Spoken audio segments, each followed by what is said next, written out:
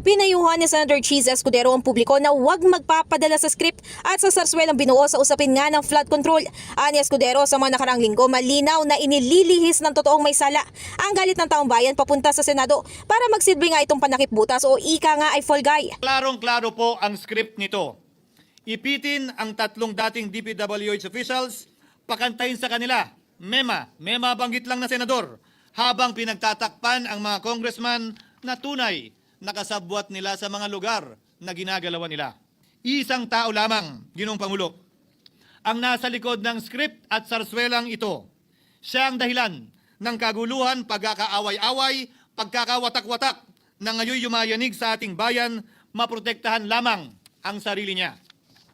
Ang pangalan niya ay matagal nang bulong-bulungan sa bawat sulok ng bansa, pero ngayon, unti-unti nang sinisigaw ng taong bayan.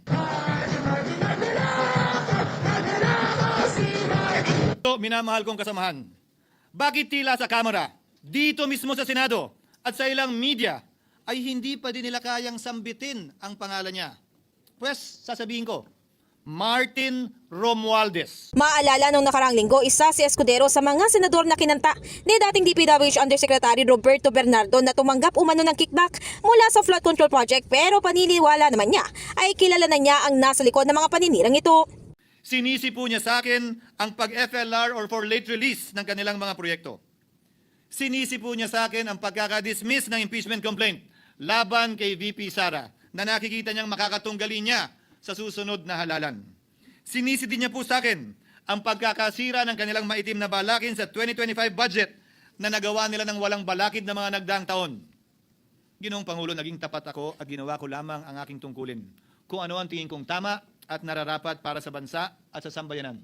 Subalit, sa kabila po nito, nagsimula na ang lahat ng bira, paninira at kaso laban sa akin at sa Senado. At ang nasa likod ng lahat ng ito, walang iba kung hindi si Martin Romualdez. Tiniyak naman ng senador na lalabanan niya ito, bagamat hiling din niya sa mga kasamahan niya na labanan din ito at panagutin at imbestigahan ang lahat ng ninindrop at nabanggit na mga congressman, senador at iba pang opisyales, kabilang na nga rito si dating House Speaker Martin Romualdez. Ngayong umaga sa naging interview kay Vice President Sara Duterte, sinabi niyang hindi lang daw sa flood control project tumatanggap ng pera si Romualdez, kundi maging sa illegal gambling. Hindi lang sa flood control, pati sa sa illegal gambling. Tumatanggap sila. So, si Martin Romualdez. So, hindi lang siya sa flood control. Baka kasi yung tao na nagtrabaho ng basura, flood control yung pera na tinatransport nila. Pero marami pang iba pa mga sources ng corruption na dinideliver.